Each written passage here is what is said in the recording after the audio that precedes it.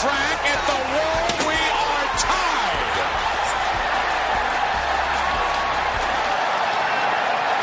Look at this. He's slammed it. I don't believe it. I don't believe it. Dropping a big leg. Over for the cover. He got it. Unbelievable.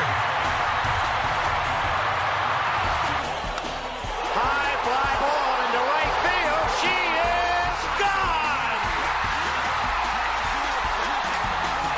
Awesome. He got it. The starter. Mike Tyson in. Austin is the champion. Stone Cold. Stone Cold. Stone Cold. Now the 2-2. Well hit down the left field line. Way back in. Touch a ball, Drew. You'll never hit a bigger home run in your life. He put that on the net. No! No! Don't do it!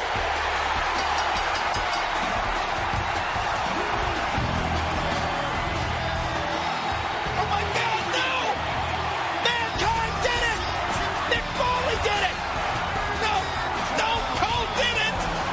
Mankind has achieved his dream and the dream of everyone else who's been told you can't do it! No! You can't do it! You can't do it! No matter what, got money on my mind, I can never get it up. And every time I step up in the building, everybody hands go up.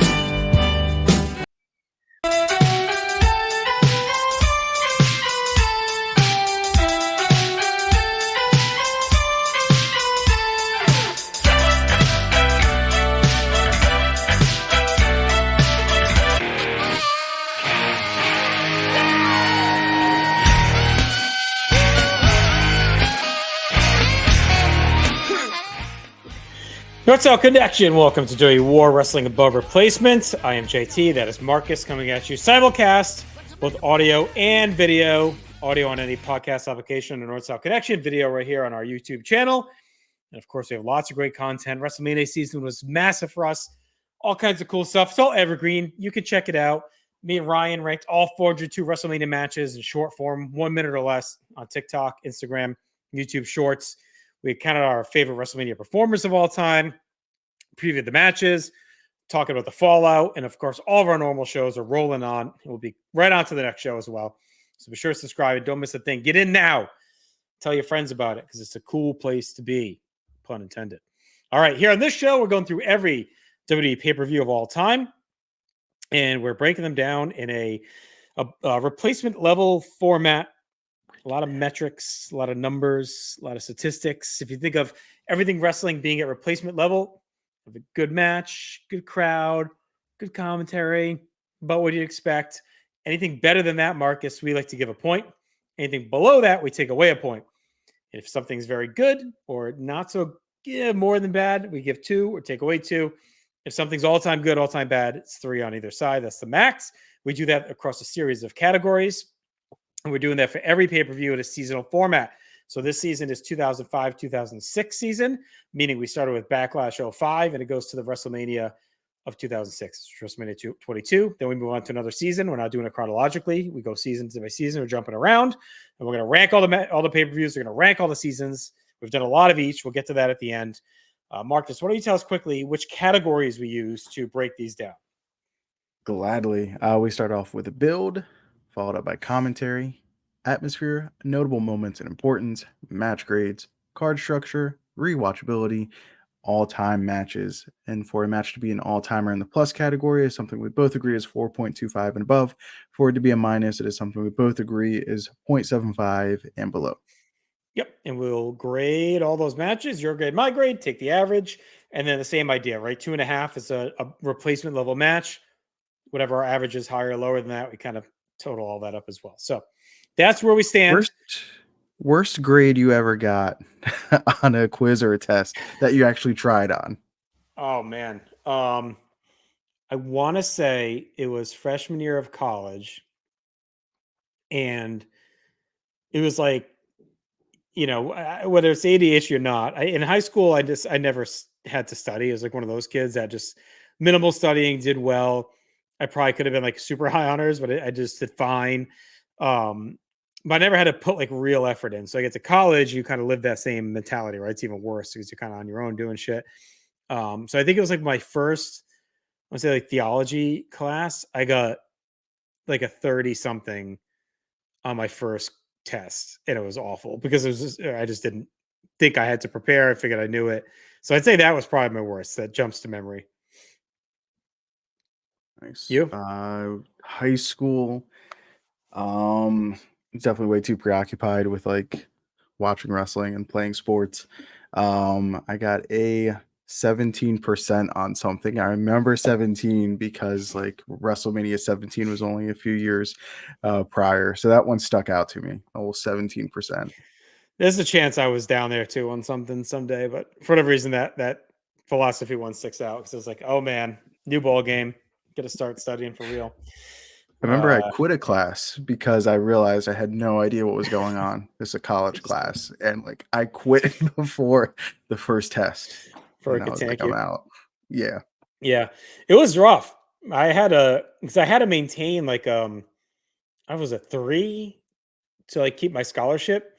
So the Mhm. first semester I was like under like I was like a 2.6 or something. It was dire time, dire times. So I didn't really buckle down that second half of freshman year. I think I ended up getting like a 3.5 or whatever it was. I really just went to town. Um, but it was scary. That was probably the most I've been in the soup in my school history. Was that coming out of that winter break, and that was the winter of the Mankind Rock show. And I think my report card came that day. And I remember my mom being like, "What the fuck is this? I got you this limo to take you and your friends to the show, and you get the shit. You're under what you need." I was like, "Okay, I'll get it together." Yeah, tough Well, times. hopefully the shows tonight grade out better than ours. Yeah, yeah. I wish a Probably computer not. took my job. Thankfully, for sure. All right, tonight we're covering 2 more pay-per-views. We're going to kick things off with Armageddon 2005, and by using the hometown accent, tells you where the show was. It was at the then Dunkin' Donuts Center, now the Amica Mutual Pavilion in Providence, Rhode Island. 8,000 strong in the building that December 18th. And of course, I had to wear my Providence Friars gear tonight since we're at the Dunk, as it was known at the time. Myself and Mr. Scott Criscolo were in the crowd for the show, Marcus. I had just left my job where I was working with him in Connecticut and moved back to Rhode Island. The venerable Matt Rotella was hired in my stead. I think it's one of the biggest. We talk about replacement level. Wow. Probably not much of a bigger drop in history of employee from Peter Rotella. That's what it was. Rotella was hired to replace me. Maybe going like opposite of like the Aaron Boone to A-Rod, like I guess like that upgrade. So as a thank you, he got me two tickets to Armageddon. So Criscolo came with me, and we always joke about this. It's a pretty memorable event for us as friends. So he came down to Rhode Island. It was Christmas time. I remember we had the tree up. He came over. We made some. I used to eat these all the time. I don't know if you ever used to have these. The Tyson buffalo like tenders. So it was like chicken Oh yeah. boneless tenders. Oh, those things were Oh yeah. immaculate. They were amazing. That was my thing for like probably 4 or 5 years. So I remember we made a bunch of those. We got a pizza, but my cable had been on the fritz. So the guy came that afternoon to fix it. And then as we're waiting in line to go into the Dunk, I turned around. I'm like, this guy looks familiar. It was the fucking cable guy who was behind me in line to go in. It was so random. It was the most Rhode Island thing, of course. So Scott and I always joke about it. That we saw the cable guy in line. I remember it was cold as fuck that night. I could try and see if I can find the temperature. It was cold. And after the show, we hung out later because the way that they used to set it up there, you could hang out where all the wrestlers parked in the back entrance. And Dusty came out, and him and DiBiase were drinking like a case of beer in the back of a truck. Love it. And then Love Simon it. Dean came out, and he was awesome. He was stooging like in the snow because it was like snow on the ground and stuff. And he was like sliding around and bumping on the ground. It was really funny. So that was cool too. Like getting to see them out there, like just Dusty and DiBiase crushing a beer in the fucking back of a truck in the outside parking lot. It had to be like 20 something degrees out. It was cold. So anyway, those are my memories of being live at the show. We had good seats, courtesy of Mr. Rotella. I mean, the dunk anywhere you can see. And as usual, Providence crowds, it was a hot crowd as always. So there you go.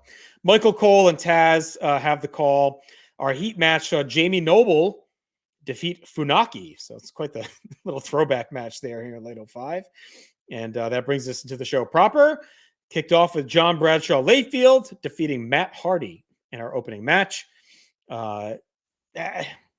talked about Hardy, right? He's kind of been, put in the cuck chair of the hotel room by Edge, gets run off of Raw, sent to SmackDown, pissed everyone off by dodging the Undertaker Survivor Series. We talked about that last show. And now here he is in a 6-minute opener, just getting waxed by JBL. 2 3/4 from me. And of course, I don't know if it's part of his punishment, but he takes a pretty hard clothesline from hell here. I remember being shocked at the time. Like I kind of knew he had like dodged the Undertaker. I remember that being a rumor, but when he lost to JBL, who had been really on the back end of his push here, clean, really gave you like, okay, whatever they had in him with this Edge stuff is completely dead right now. They are not happy with him. To lose in 6 minutes in the opener to JBL was definitely a resounding shot across the bow for Matt Hardy. And it feels like they just brought him back just to beat him. Like they gave him the good match, the good moment with Edge, and then now we're gonna punish you again after firing you the last time when this guy banged your girlfriend.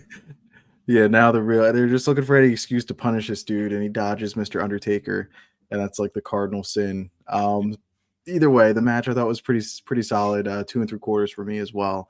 And JBL, like I think this is a revelation for me the last like year or so, and it happens to coincide with the season we're doing. But like, always had the reputation of being like a reckless or stiff worker, and I'm like, everything he lands it's in a safe spot. Now it's hard, and he hits hard. He hits with a lot of impact. But like when he wants to hurt you, even when he's 34 beers deep, like he'll connect you on the button like he did Blue Meanie. I don't see too many of those actual incidents with JBL in the ring. So it's safe, but everything's hard, everything's laid in, including that finish, the clothesline from hell is pretty solid. So to me, it's 2 not 3/4. It's like not even a loss. That's like it's a 6-minute loss. Like to me, that really is what tells the story of where he was looked at, because it's a top of the hour SmackDown match. Yeah. He just got buried here. Yeah. All right. Next up we have Super Crazy and Juventud. Hoovy the Juice taking on Eminem. Of course, that's Eminem versus Mexicools. Eminem picks up the win here, regaining some momentum. And I went 3 1/4. This match started cooking. They took it home maybe a little early before it hit that next gear.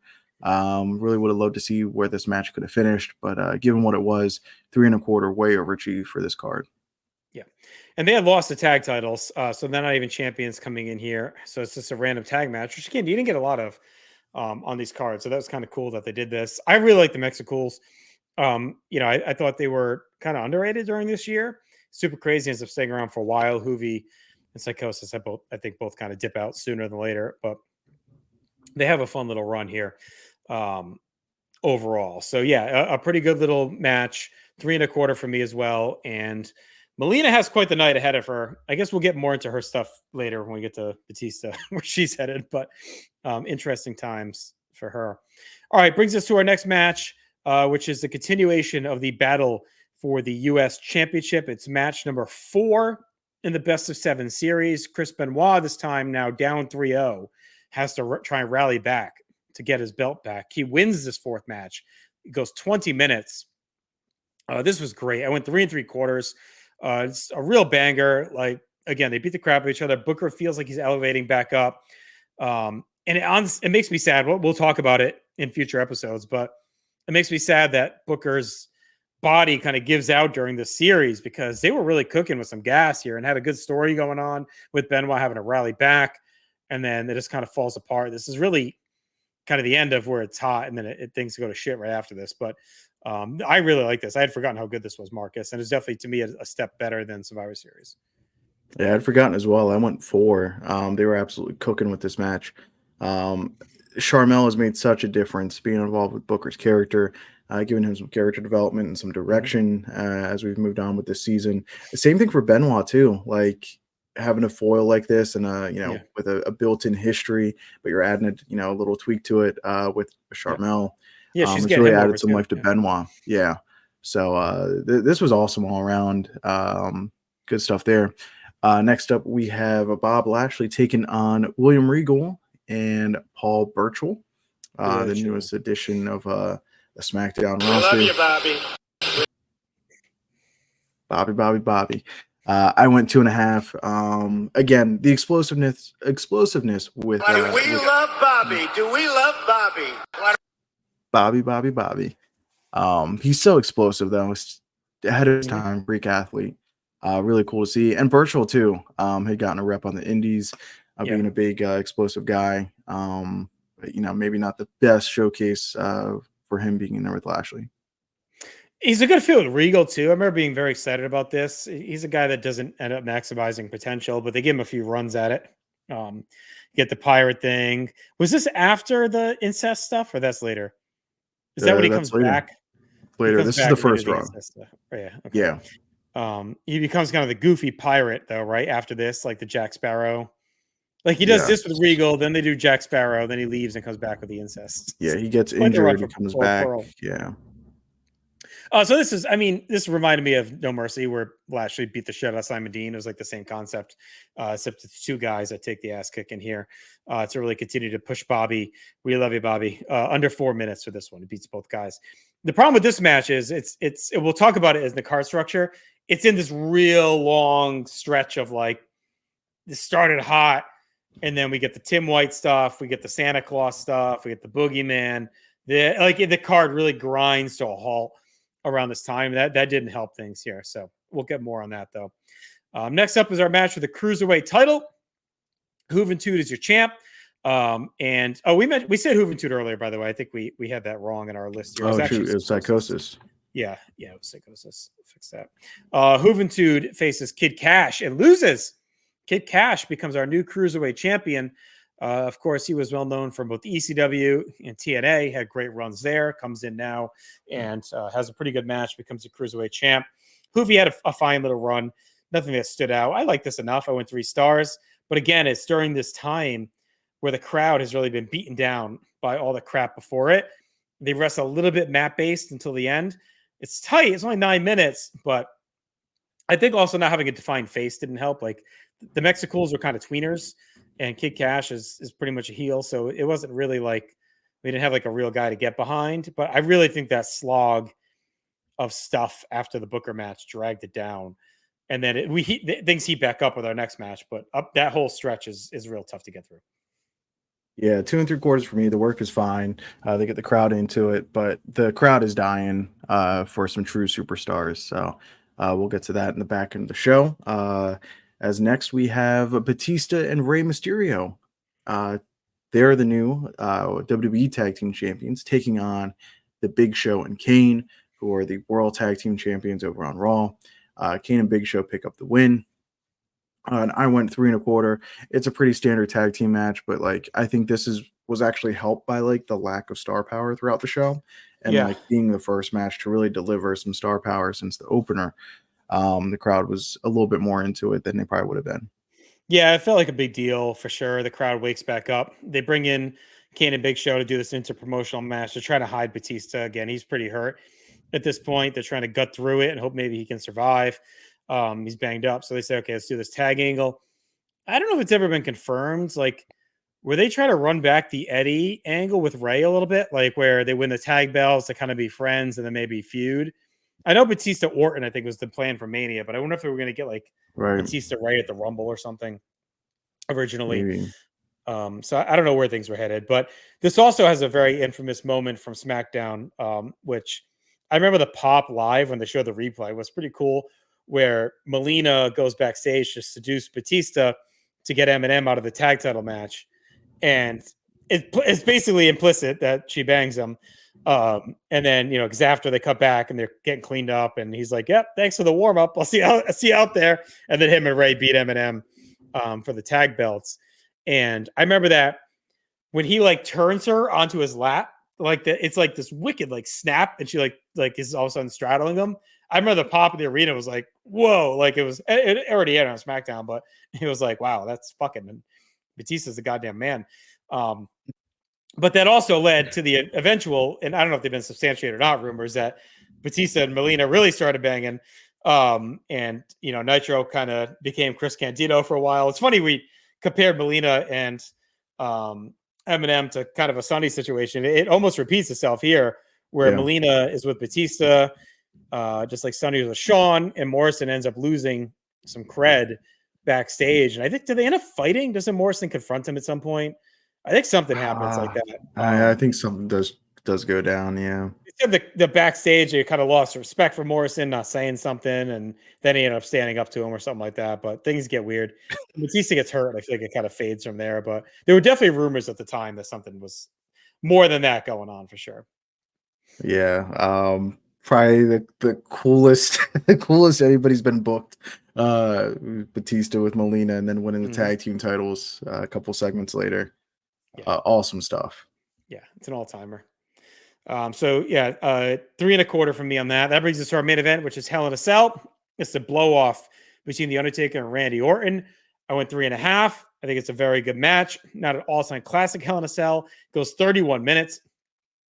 It was cool seeing the Cell live. I hadn't seen it at that point live, so that was something new for me.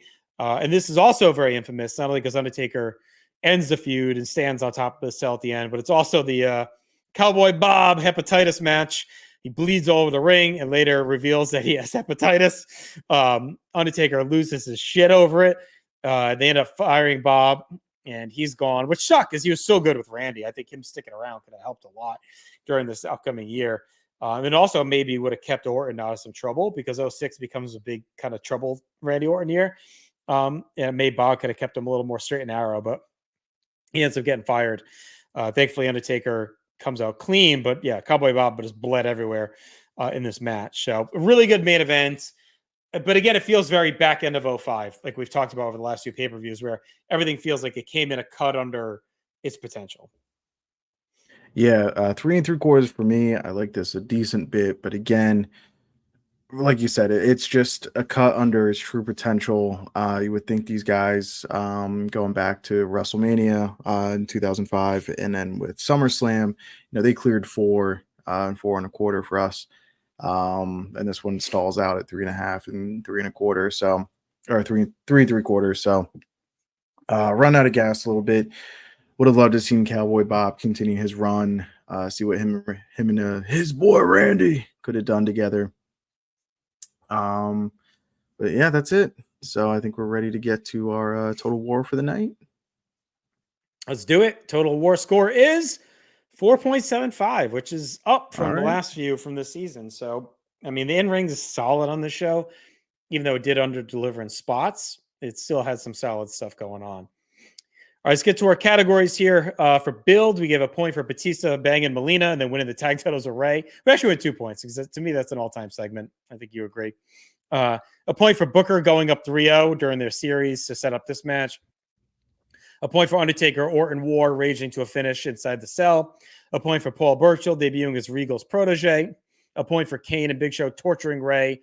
Batista makes a save. This is all stemming from Survivor Series, where Big Show eliminated Batista and they fought in that match. So a lot of good going into the show build-wise. Mine says we got JBL and Hardy being last minute hyped up on SmackDown. No real build. And Lashley getting the random handicap match without a story really being told. And then Kid Cash as the random newly debuting challenger for the Cruiserweight title. All right, so +3 for build. So pretty good. Commentary, we get a point for Taz talking about JBL's recent issues, smacking Cole around as part of that. A point for the good strategy discussion of Benoit and Booker. Booker playing it safe, not to lose. Benoit has to be aggressive. And then a point for doing a really good job highlighting Burchill and Lashley's athleticism, explosiveness, like you said, kind of this youth movement on SmackDown, and they really kind of tell the story through that match. All right. For our minuses for commentary, we've got Cole being all over the place with his sports similes and analogies for Booker and Benoit. And he's talking about going for the sweep. He's talking about sudden death. He's all over the place.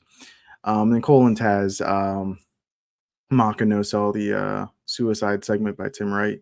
And they roll right along. So it's tough to know like what exactly you do after that, but they're put in a bad spot. Yeah, I guess we could talk about it. So it's like in that gap of between Booker and Benoit and the handicap and the cruiserweight, they have a couple segments. One is we go to the infamous Friendly Tap, which is the bar in Woonsocket, Rhode Island, where they used to always shoot like the old APA and the Austin stuff. It's a pretty famous. So a lot of wrestlers would go there after. Tim White was one of the owners. And they do this weird thing where Josh Matthews interviews him, and it starts okay because he's talking about the perils of Hell in a Cell, right? Because infamously at Judgment Day 02, White took a bump off the cell and blew his shoulder out, and he could never referee again. Dislocated it badly. So it's like, okay, we're telling the viciousness of the cell. But it basically plays out that White's depressed, he's drinking, he can't talk, and then he goes off camera and blows himself away with a shotgun. Blood splatters all over Josh Matthews. And like Tim White's like a local legend, so it's kind of like a dark approach to the hometown crowd.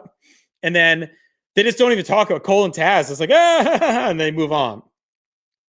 Then it becomes a recurring segment on W.com where it's like Kenny and South Park, basically, where Tim White just keeps trying to kill himself every week and dies, but keeps coming back with Matthews. It becomes like a running gag. And it's just like, to me, like it's not funny in any way. Like I thought it shot itself in the foot with what they were trying to do to tell the viciousness of the Hell in a Cell.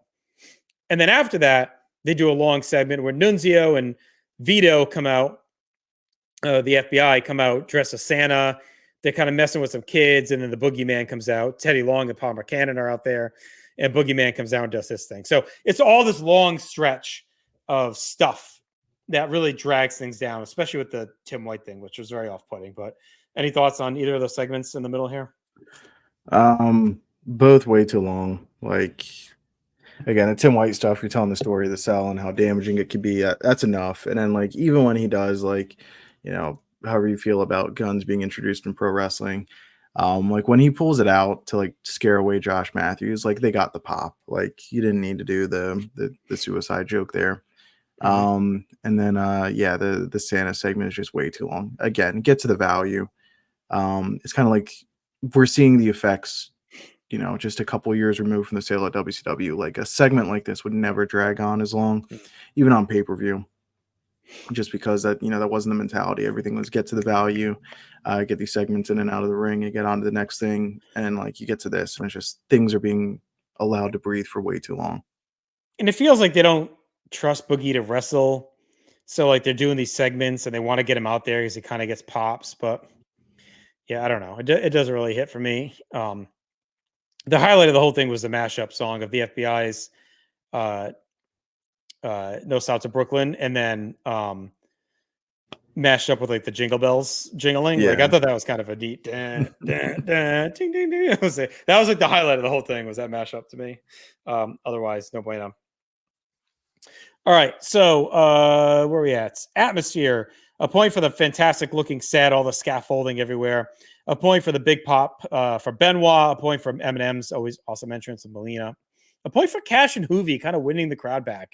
They started with boring chants, and that kind of transitions things into the hot back end. A point for Batista's entrance, I Walk Alone, always a great pop, and then Undertaker's entrance, always great as well. For the minuses, you guys came to play tonight.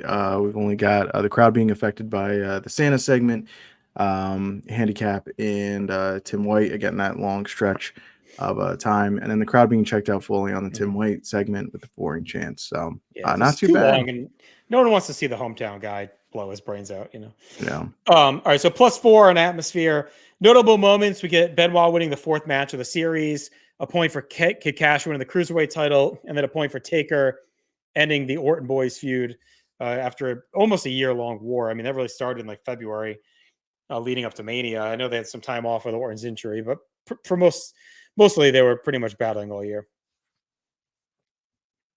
For the Miners, we get Hardy once again being in the thick of it, losing to JBL, getting mocked, going nowhere fast. We get the Tim White unaliving himself segment. Cowboy Bob bleeding and spreading his hepatitis everywhere. And Batista losing again on pay-per-view, sputtering with ideas what to do with Batista. So we have hate to see created that. with this push. I think everyone remembers that WrestleMania moment. Cena Batista win, and they're all rocket ship from there. Both guys have completely cratered since they switched shows of Vengeance. Like, I mean, Batista at least got over a little bit with like the Eddie feud. Like that was pretty good. And this Melina thing, he's had a little bit more highlights than Cena, but they're at a loss with both guys since swapping them. They're completely lost on them. All right, so that's a -1 for moments, 4.75 for in-ring. Card structure, a point for starting hot. Like we have some in-ring action that gets a lot of time early on. A point for the showcasing of Undertaker's Hell in a Cell history all throughout the night. They showed a bunch of clips of his matches. And then a point for the good stipulation. Taker and Orton, for once, really having the cell here felt organic. Didn't feel forced. It wasn't the Hell in a Cell pay-per-view. It was just like, okay, the feud's time to end. It's Undertaker. They're fighting in a cell. Armageddon. Like it felt very natural to get to that point. Yep. For our Miners, we got the Santa and Boogeyman segment carrying on way too long. It derails the flow of the show. We get the Tim White segment, like we talked about, combined with the handicap match. Once again, it grinds the show to a halt. And then only one title match on the show, too. Yeah, it's a weird structure overall, but that's kind of not helped with Batista being banged up, and then the tag team champions facing each other. So you're not going to have those belts on the line. US is in this, I guess it's technically kind of on the line here, but not really. I guess it could have been a Booker one, so maybe there's that, but and then just a cruiser. Rewatchability, a point for JBL roasting Hardy about a shitty year. The promo, we didn't really touch on that too much, but it's a really funny promo. Just rips everything apart for him.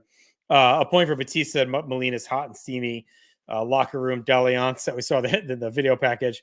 And then a point for Charmel taking over Booker's hype, shit talking Benoit and Crystal, just going all in. Like, come on, baby, you're gonna stand up for yourself. You think Benoit is your friend, but it's screwing you up. And we talked about that a bit. No Mercy, her just giving him the business, and she's really taken over his career as like his agent, basically here to hype him up and get him where he needs to be successful again.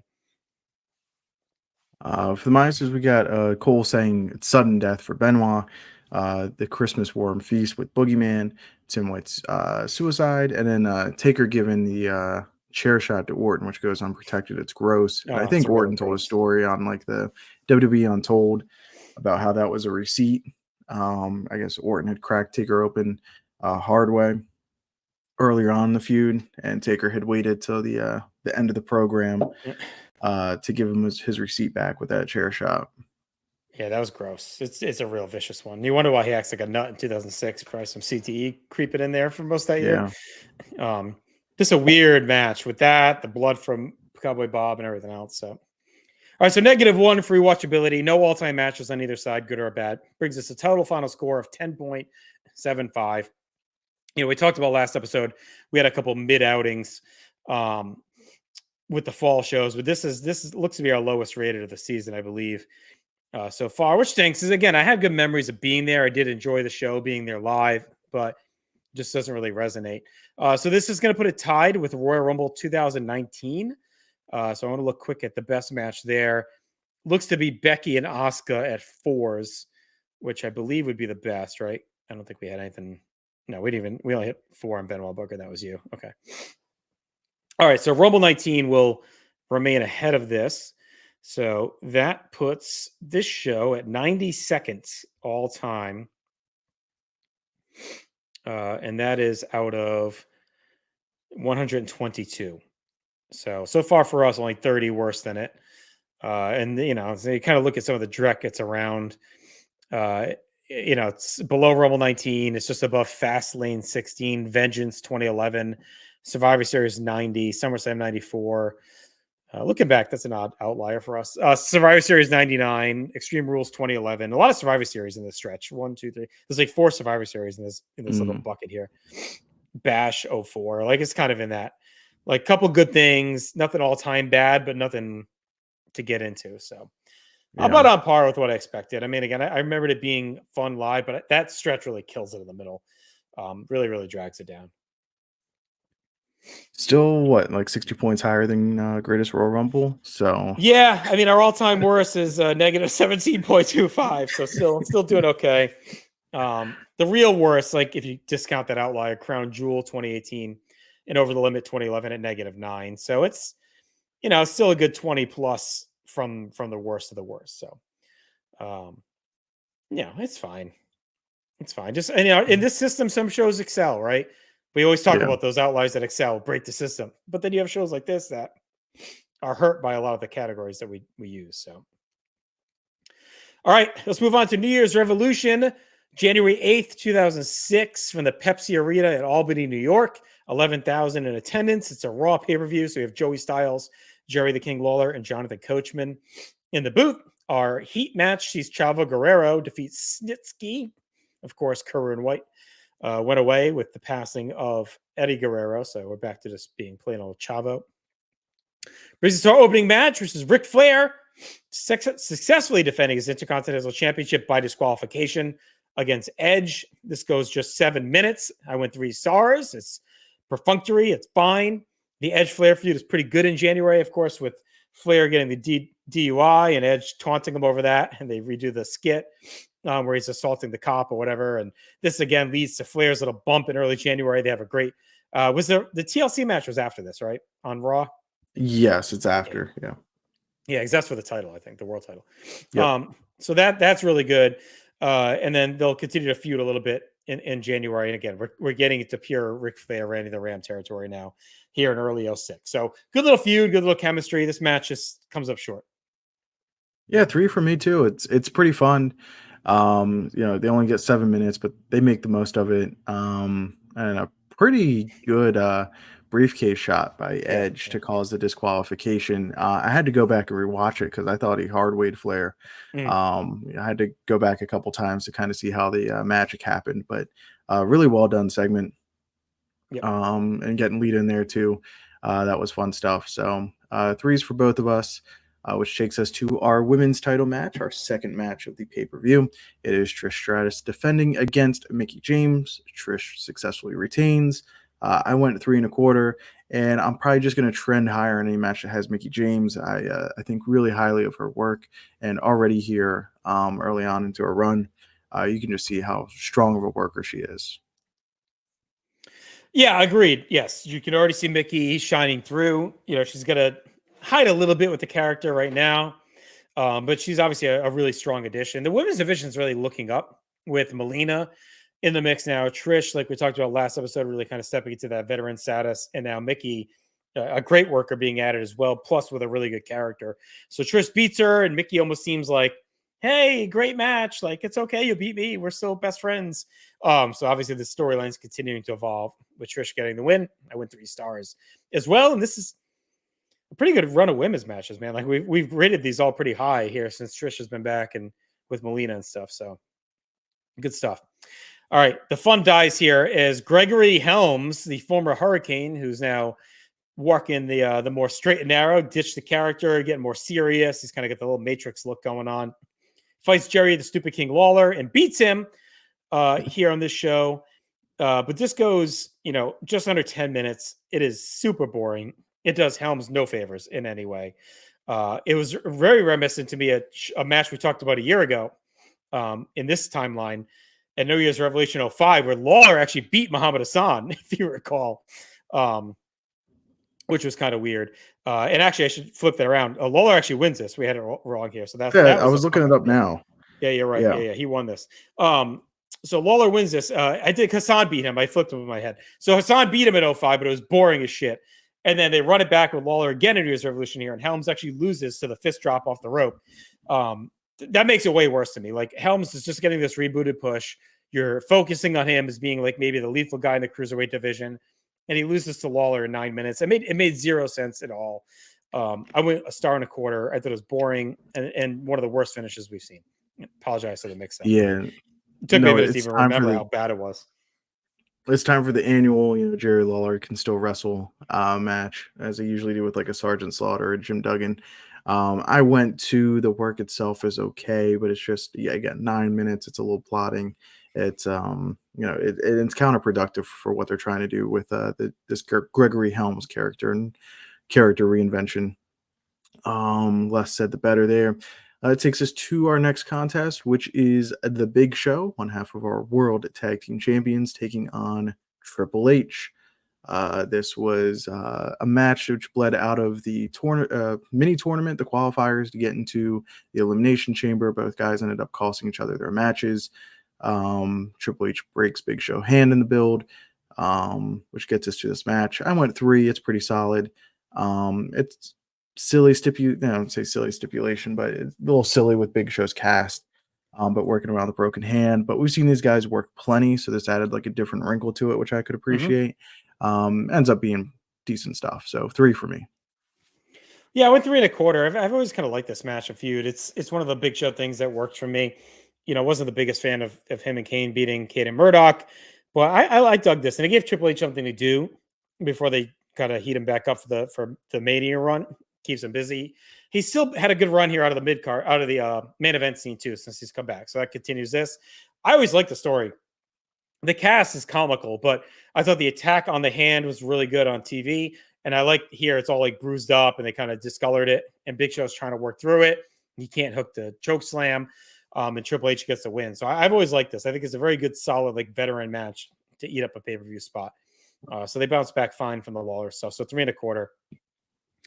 Next up, Shelton Benjamin defeats Viscera. I went 2 stars, just under 8 minutes. And of course, this is the arrival of Mama Benjamin. Try and play it off the chunky soup stuff with Mama, Terrell Owens and his mom and all that stuff that they're playing up. So, at Big Mama's house, of course, is out at this time. So this was good. I mean, the actress that plays her, Thea Vidal, is like really goes hard on the role. She's awesome. And I actually think it's one of those things that started kind of stupid in theory, but ends up working because she buys in and Shelton buys in so much to it. She actually becomes an entertaining character that really stands out and stands the test of time to me. I thought her work here over the stuff we're going to watch really resonated. I thought she did a really nice job. Yeah, they actually brought in somebody with an acting background and somebody's qualified to do the work and was fully bought in. So it ends up playing off really well. 2 1/4 for me. Everything's fine here.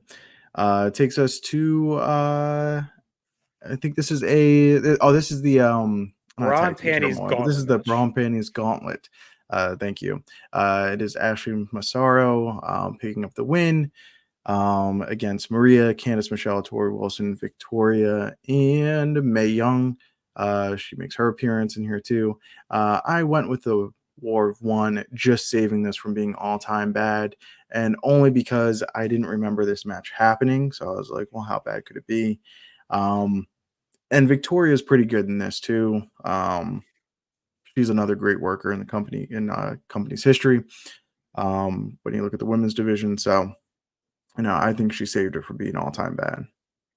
It's putrid. I went 0. I haven't given many zeros in this project, but now this is my second one in 2 episodes. Survivor Series with Bischoff and Long was a 0 for me. I thought this is abysmal. May and Moolah are so past like relevance in any kind of entertaining way. Like it's like, oh, here we go again with this nonsense. I didn't enjoy this. Ashley, God rest her soul. She tries, but she's terrible at this point. Like she just was not ready for any of this. So it's just the whole thing's a disaster for me. Yeah, I just didn't enjoy anything about it. 11 minutes, way too long. 0. All right, business to the main event, which is the Elimination Chamber. John Cena putting the world title on the line against Kurt Angle, Kane, Shawn Michaels, Carlito, Chris Masters. I went 3 3/4. It's a very good chamber match. Not as good as the year before, which I really love. They tried to run it back here for the second straight New Year's Revolution pay-per-view. Cena escapes the belt. I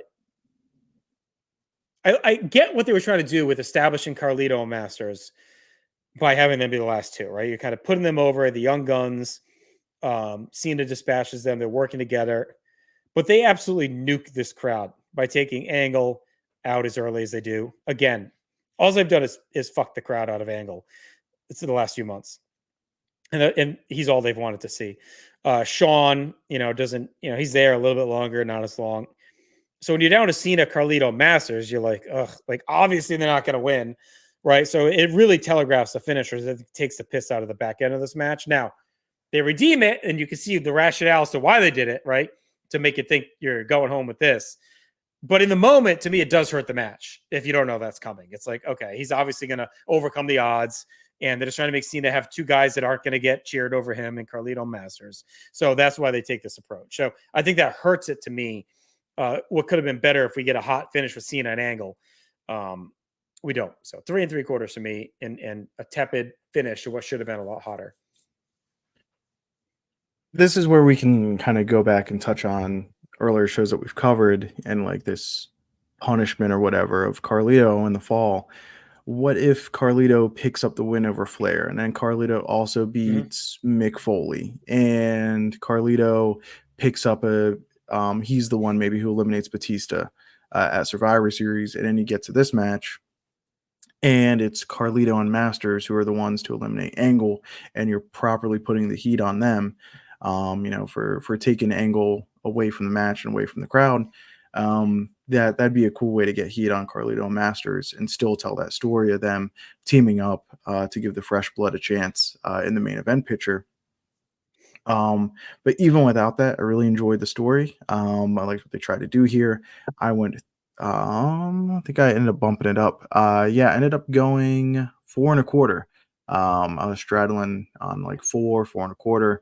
Ended up going 4 1/4. I really appreciate the story. They tried to do something different, and it paid off. And I just like the sense of danger with this elimination chamber. You still have like the steel grates outside. You have the glass. You have the chains. Like, it still feels dangerous. Guys are hitting big moves. It's a bomb fest. You see the sweat flying. You got Michaels doing a blade job. Like, it gives me everything I'm looking for in a chamber match. So I just think you could have told the same story with Angle at the end. Because at least you keep the crowd invested. Cena beats him, so they're still deflated, right? And that sets up the finish. And you could have Angle destroy him and make it even more believable, than like what Carlito Masters did to him. So I think that's a small tweak that makes this match pop much hotter if they take that approach.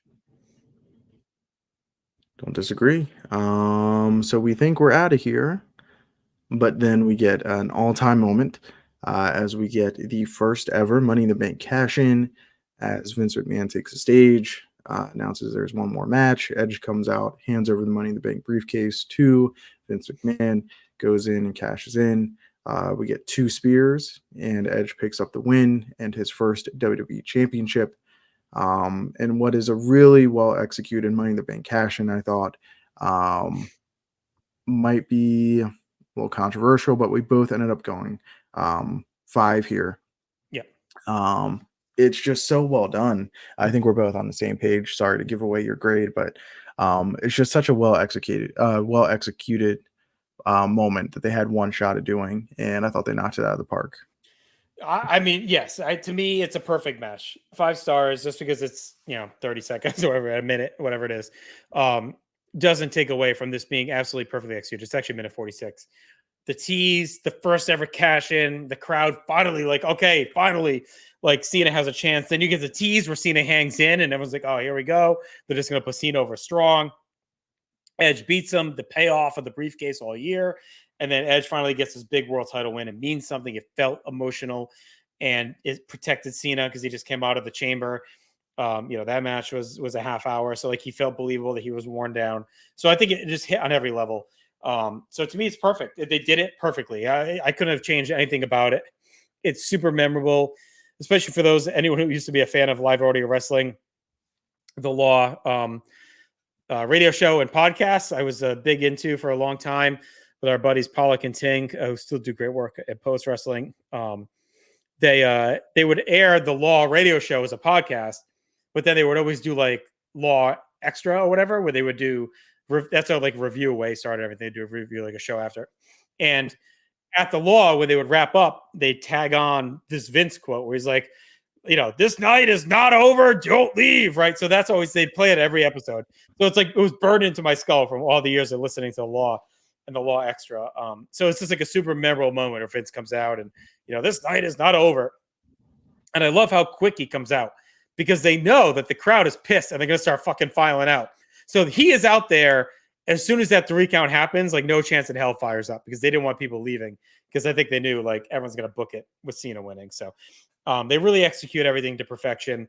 With Vince making the announcement, it's not like he's an edges in his guy. He's just like, all right, I'm the owner, and this guy's cashing in. There's no GM of Raw. I'm kind of the de facto GM. So here we go. So anyway, 5 stars to me. It's perfect. Now, So did the match- you did you have any expectations of what the Money in the Bank cash-in would look like? No. We all knew with it being Edge, it would probably be something like slightly underhanded, but did you have any foresight as to what you thought it was going to look like? No, I mean, they kept teasing it here and there, so it felt like it could be he just comes out at any point and challenges. But no, like when that happened, it's like, oh shit, here we go. Like perfect strategy and played out, and it really set the tone. I mean, there's been some great Money in the Bank matches and cash-ins, but they really set a high bar because the first ever Money in the Bank match at WrestleMania 21 is, we have it at whatever we had it at, like 5 stars or just under. It's one of the greatest WrestleMania matches of all time. And then the moment the cash in is maybe still be like the best cash in they've ever done. So it's, they really set a high bar right out of the gate. It's not like the early Rumbles are like kind of awkward. Took them a bit to figure it out. This is the opposite. It's like they nailed the match and the moment of the cash in right out of the gate. Yeah, the Money in the Bank, you went 4.5, I went 5. Yeah. So it's definitely an all-timer for us, yeah. All right. So that's a 2.5 for in-ring, which is completely carried. Without the cash in, we would have been a flat 0, which would have been really bad in-ring. So not a good in-ring show by any stretch. Completely carried by that 2-minute cash in overall. So for our categories for build, a lot going on here. This is actually a really well-built show. So we give a point for Edge trolling and messing with Flair about their legal issues. A point for Mickey and Trish becoming friends, and then Mickey started to be a stalker. A point for Hurricane rebranding to Gregory to refocus his career. A point for Triple H breaking Big Show's hand. Show called him a piece of shit, so Order attacked him. A point for Mama Benjamin showing up to save Shelton's career. A point, we didn't really get into this on this show because it's not touched on as much, but the kickoff of the Shawn Michaels Vince McMahon feud happened on Raw just a week or so before the show, where Vince wants to celebrate Montreal. He wants to rub it into Brett. So because they're in Montreal, and I'm going to bring out my partner in crime, so Shawn comes out and Shawn's like, I'm done with this shit. Like, leave me out of it. And Vince gets mad that Shawn won't celebrate screwing Brett. And this kicks off their war that lasts almost a year from that point. They thought it might lead to Bret Hart being at WrestleMania. They were trying to bait him back. He ends up going to the Hall of Fame, refuses to be part of a storyline, but there you go. Point for Cena facing all comers, so he gets forced into the chamber to battle all these contenders. 2 points for Edge carrying Money in the Bank for almost a year to this point. Him doing that, the way he carried the briefcase, helped set this up. And then a point for the good qualifying match just to set up the chamber. So, I mean, for a early January show, they put a lot of work into getting us here and making this a card to look forward to. Yeah, and even though they had the Tabby Tuesday and then Survivor Series followed pretty closely after, I think they really benefited by not having a December pay-per-view to build to. Yeah. So they could, get that extra week of TV to build to this show. For the minuses, we got Angle still doing the stupid, I can say whatever I want gimmick. They've already done it on TV. They're doing it again here on pay-per-view. Shelton and Viss being just tossed together with not a ton of benefit. And then Bischoff being fired as a GM by Vince and being thrown in the dumpster. All right. So that's a +7 for build. So I mean that's a well-built show for us right there. Yeah. Like +7. That's going to carry this. Commentary, Joey does a great job weaving the story of Flair and Edge into the match. Coach says King weighs 272, 273, which really popped me. Coach and King roasting Mae Young. They say Mae is built like Ric Flair. His bra is 34 long. And then Joey rises to the moment with the cash in. He really makes that feel like a big deal. Yeah. For the minuses, we get Coach being way too overbearing in a two-man booth while it's just the two of them. Joey defending King feels wrong, especially after everything he said about him in ECW, like in 97 Beyond. Coach fat shaming Shelton's mama, -2 there. Fake laughing at Mama Benjamin, it's way too much. And then King getting horned up for the gauntlet match, -2 there as well. All right. So that is -4 overall. So commentary, Hmm. again, Joey's been helping, but still ends up being not enough to save this. Atmosphere, fantastic set. You got dragons and scaffolds everywhere. Point for the Flair entrance. A point for the big pop when Flair pulls Lita in the ring and hits her in the figure four. Big pop for Mayamula, actually, when that theme hits. A point for Kane's entrance with the fire all around the chamber. Look cool. We always give a point for the masterpiece. A point for Angle's fired up entrance. The crowd gets super into it. A point for Shawn Michaels getting big pop. A point for the crowd being there with Masters and Carlito beating up Cena with the Carlito turn. They were into that, and then a mega pop, of course, for the Edge cash in. Yep. For the minuses, we get the crowd being dead for Lawler and Helms, not really feeling Shelton and Viss. The crowd is restless during the bra and panties match as we slog to the main event. The crowd is completely turned on Cena. There's no support. Crowd is pissed that Angle's the first man taken out. And then they get really pissed when Shawn is eliminated because then the finish is obvious, like you stated. All right. So that is a score of 4 for atmosphere.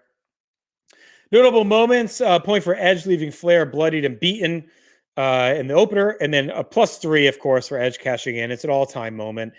It really carries the show. It's super memorable. And then a point for Edge winning the title. So, I mean, Edge really becomes the most notable point of the show, just everything across the board. The beatdown of Flair, cashing in, becoming the first ever cash in, and then winning the title for the first time was really cool stuff. Yeah. Maybe make an elite surge for MVP. Who knows? For our minuses, we've got Helms losing clean to Old Man Lawler during his yearly match. During his big reboot, we get Big Show and the Ridiculous Cast, and then Mae Young getting naked again in the year 2006. So that is a total of 2 for notable moments and importance. Oh, baby. All right. So that's a 2. Yep. 2.5 for match grades. Card structure, a point for starting hot with a big time match with Edge and Flair. They use the instant access room gimmick really well. Like Edge defers to talk. You wonder why. Mickey's flirting with Trish. So they kind of made it like the online chat room stuff actually happened. A point for a good Triple H mid card feud to balance out the card and mix things up. Keep him out of the chamber. Put him in here. A point for starting strong with Shawn and Cena in the chamber. That was different. And then ending with the cash in, of course, makes the show memorable. For our minuses, we get Edge and Flair being booked into a corner because of the IC title being involved. Weird use of King. Way too much time for that match. And for Helms trying to work this new grounded style. So -2 towards the card structure there. We get Shelton and Viss being way too long for what that was. The bra and panty stuff getting played out while trying to get more serious at the top of the women's division. A chamber being enforced as a gimmick for New Year's Revolution. Not really a smooth build. And then the ending with Carlito Masters, it's a bit of a weird choice, makes it obvious again, even if you are trying to push to get to the big closing moment. So that leaves us with a -2 for our card structure. Rewatchability, a point for Lita, being Lita at this time frame. A point for the stiff Trish kick at the end. She really nailed Mickey with that. A point for Mama. Her and Shelton just have really good chemistry already. It's entertaining. A point for Show snapping the sledgehammer, Triple H's reaction to it. And then, of course, the Edge cash in. Super rewatchable moment. And for our minuses, we get Angle's edgy promo about hating black people, tapping out Jesus, running the same thing back he'd done on TV. Mickey almost dies on the botched Rana. May and Moolah way past their expiration point, and then May get naked, taking forever to strip Victoria. Oh, that was really rough. It took forever. Poor Victoria. All right, so that's a 2 for rewatchability. All-time matches, obviously we have Cena Edge. We should have had the bra and panties, but you gave it a stay of execution. So there you go. I did. That's a +1, and it puts us right smack dab where we've been these last couple episodes with a WAR score of 12.5. So pretty much right in line. Just a notch below, fittingly enough, New Year's Revolution 05. So that's kind of cool, I guess. They stacked together. And it's ahead of Rebellion 99 and WrestleMania 11 by virtue of having the 5-star match, the only 5-star match, obviously, on those cards. So that's what it's tied with. That's where it slots in. And that puts it at 85th all time out of the 123. So it's been the story of the back end of the season, Marcus. You know, we started hot with multiple. Well, we had two very good shows with Backlash and Judgment Day. Then we went red hot. We had a bunch hit the top 10, one all time. Nuclear. Then the fall has been a precipitous drop to the bottom quarter of the list, sadly. So that's where we lie. Let's do a quick trip through our top 10 here, and we'll wrap things up. Our 10th place show all time is Evolution 2018, 38 points. Number 9 is the SummerSlam 1999 with a 38.25.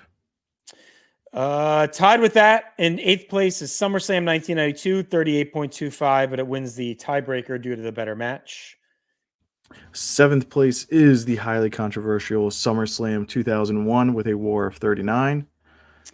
WrestleMania 7 clocks in 6th place at 39.5. It's our top rated WrestleMania. Number 5 is Vengeance 2005 with a WAR of 41. Just above that, SummerSlam 1990 with 42. I'd say that's probably our most controversial on this list. Oh, yeah, that's the one. We've got Royal Rumble 2002 coming in at number 3 with a WAR of 44. SummerSlam 2005 is in second place at 46.5, but you could argue it's potentially our real first place show because our number one, Marcus, is the outlier. Yeah, might have broken the system. We have One Night Stand 2005 with a WAR of 79. Still got a couple heavy hitters left to enter the fray as we chug along with our seasons. WrestleMania 19, WrestleMania 17. If we continue to add seasons, we'll see how WrestleMania 39 stacks up. Yeah. So I think we got some big shows ahead. One Night Stand 06 is a big show. Royal Rumble 1992. WrestleMania 3. I mean, yeah, there's definitely plenty of potential contenders. WrestleMania 8 is another big one. So we'll see. The bar our has been show, as we mentioned earlier, our worst show is negative 17.25, greatest Royal Rumble 18. So that's your spread, 79 to negative 17.25 between best and worst. Quite the gap ski. As you heard, this season obviously has 3 of the top 5 with SummerSlam, One Night Stand, and Vengeance. And this calendar year, very strong. Has 4 of the top 12 because Rumble 05 is also up there. So just it's a year of high highs and then mids down the bottom. So, all right, that'll do it for us here tonight. So we'll be back in 2 weeks, Marcus. We'll be covering Royal Rumble 2006 and No Way Out 2006. And then a month from today, we'll be here with WrestleMania 22 to wrap up another season. Stay with us, subscribe, YouTube, Podbean, social, catch everything we have to offer. WrestleMania is behind us, but we have cool stuff coming over the spring and summer. We're not going to cool down like some of your favorite promotions may.